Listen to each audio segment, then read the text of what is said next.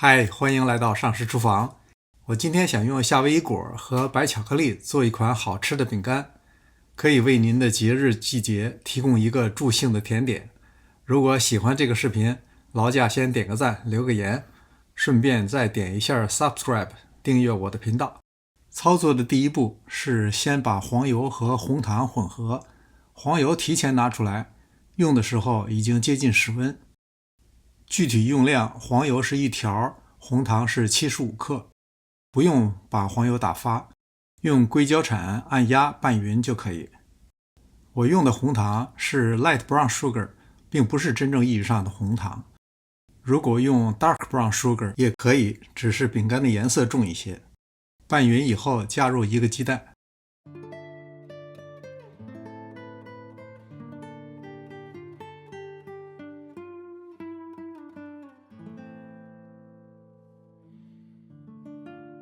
加入180克中筋面粉，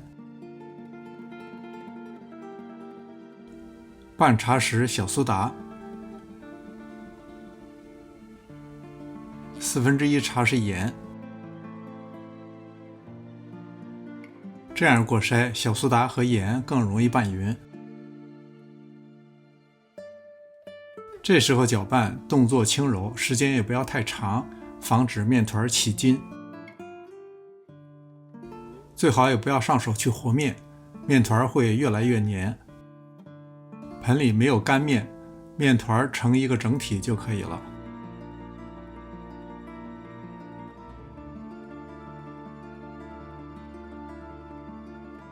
接下来要把夏威夷果切碎。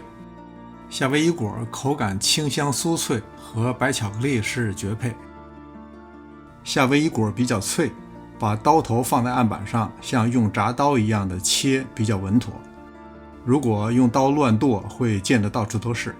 切的过程中，用手掌轻轻一捋，就很容易把大块分出来。如果总是在同一个地方切，就容易形成有的切得非常碎，有的还很大。切碎以后倒入面团中，再倒入半杯白巧克力，用量基本与夏威夷果相当，然后轻柔地搅拌均匀。因为我们希望饼干是软而酥的感觉，所以和面的时候尽量少搅拌，轻柔，不要让面团形成筋性。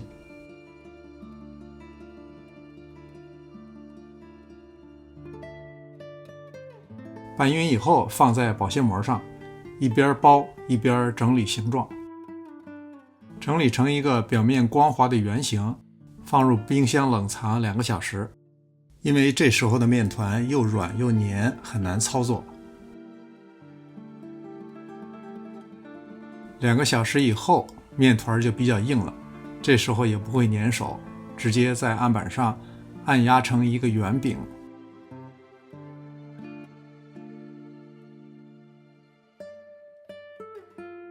切成4等份。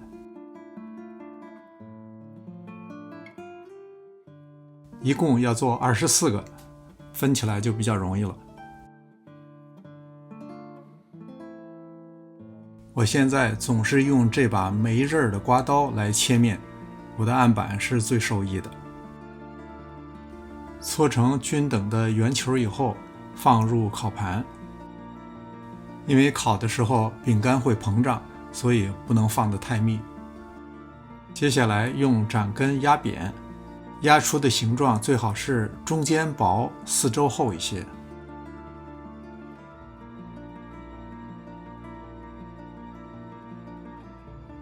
压扁以后就能明显的看出巧克力豆分布不会太均匀，这时候可以在表面再补上一些。